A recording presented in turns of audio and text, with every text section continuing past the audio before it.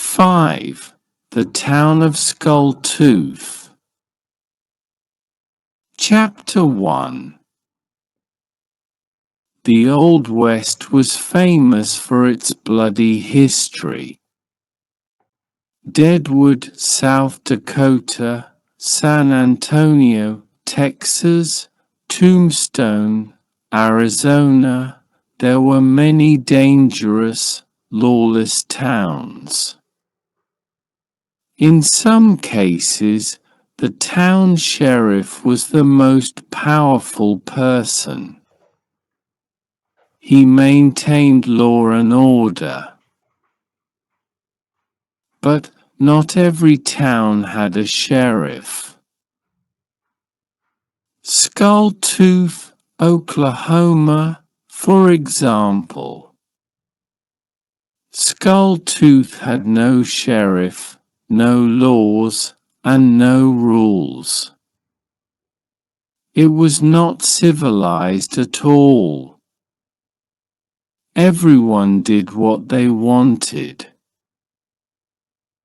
Gambling, fighting, drinking, and other vices took place all day and all night, 7 days a week. Most days, somebody was murdered before breakfast or during breakfast.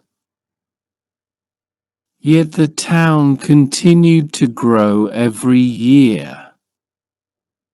And every year, a new criminal would arrive and try to take control.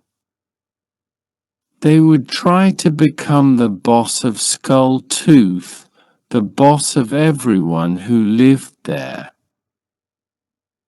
To control the crime, you had to be tougher than the other criminals. To make money, you had to want it more than the others. That is why the bosses never lived long. They were always killed and replaced. Until one late autumn day, Tex came to town. The people who lived there, the citizens of Skulltooth, knew he was bad news. They could tell when he rode his horse into town. His horse was pale, whiter than a sheet. His face was tough like leather, his skin tanned from the sun. Under his nose was a giant black mustache. The mustache dropped down past his lips. His eyebrows were as bushy as his mustache. "Where do you think that man came from?" a store owner asked his friend. His friend owned the bar across the street. The bar was named the Windy Plains Saloon. "He is not from around here," said the bar owner. "He looks like a foreigner." "Well, Marty, what country do you think he's from?" Marty raised his hands. He didn't know.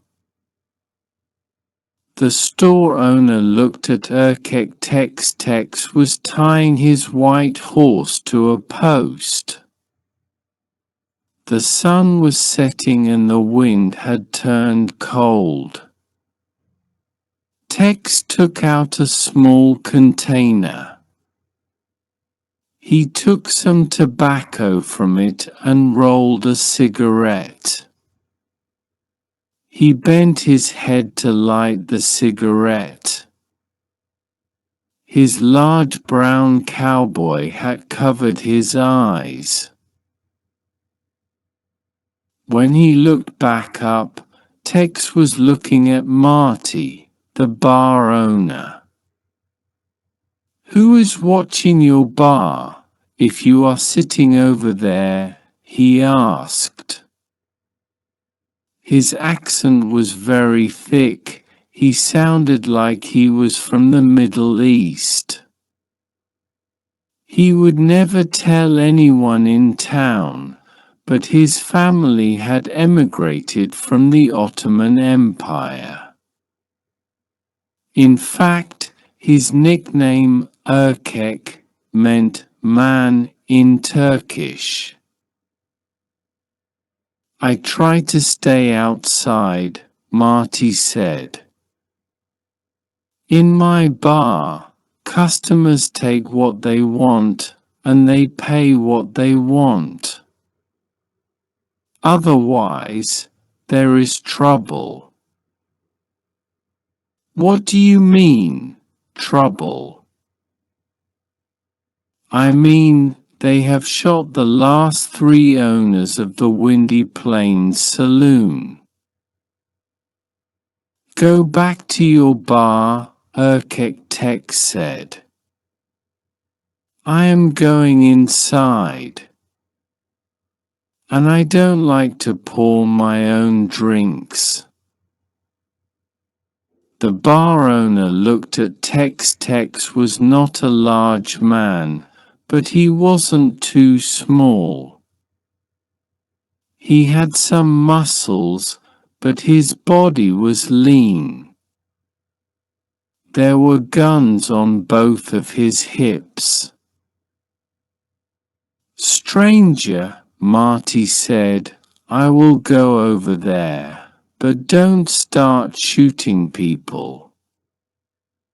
"I don't want any trouble." "I don't want any trouble either," Tex said. "That is why there will not be any." The bar owner, who was also the bartender, the man who served drinks, walked across the street. Inside the Windy Plains Saloon there were a dozen men. Some of them were playing a game of cards. Some were sitting in chairs at tables, holding glasses or bottles. A few were sitting at the long wooden bar counter talking in loud voices. When they saw the bar owner walk in, they stopped. "Get out of here, Marty," said one of the men at the bar counter. He was tall and had curly brown hair and a brown beard. His clothes were torn and he smelled terrible. He stood up from his stool. "We're putting our money on the counter. We're taking what we want to drink, so we don't need you." "That's all right," the bar owner said. "I just came to check on things."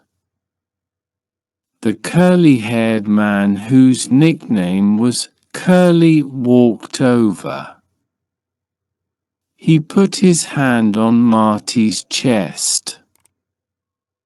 "I said, we don't need you. There is nothing for you to check on. You can leave now." Curly's friend laughed. "Yeah, leave us alone, you old man." Marty frowned and turned to go back out. But then Tex walked through the doors. Tex looked at the man with curly hair. "Bartender," said Tex in a very deep voice, "I have ridden many miles today. I'm very thirsty. Stop standing around and go get me a drink." Curly spit on the floor. "I am not the bartender." "Then where is the bartender?" "I am tired of waiting." Curly pointed at Marty. "This is the bartender, but we don't want him in." "Here." "That is fine," Tex said. "If he is leaving, then you can get my drink. Now."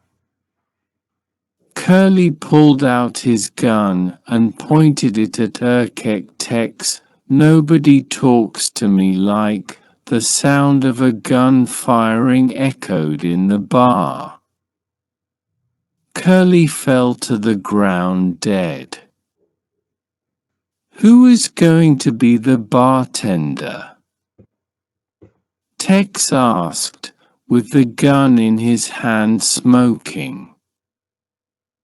Everyone pointed at Marty. Annex to Chapter 1. Summary. The town of Skull Tooth, Oklahoma is very dangerous because there is no sheriff.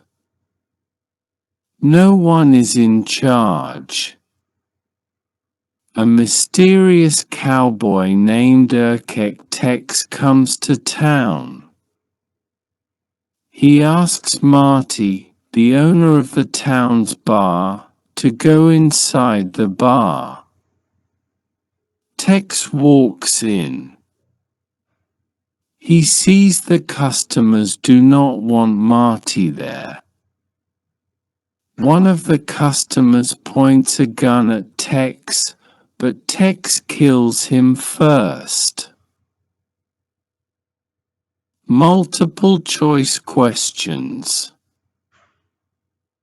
Select one answer for each question 1. Tex's family came from A. Oklahoma, B. Mexico, C. Deadwood, South Dakota, D. Ottoman Empire. 2. Marty owns the town. A. Store, B. Horse stable, C. Bar, D. Barber shop. 3. What color is Tex's horse? A. White, B. Brown, C. Black, D. Dark gray. 4. Why does Marty sit outside? A. He trusts his customers. B. He is afraid of his customers. C. He doesn't have any customers. D. Someone else is helping the customers. 5. What does Curly want? A. To pour Tex a drink. B. For Marty to leave. C. For Marty to pour Tex a drink. D. To kill Marty and Tex.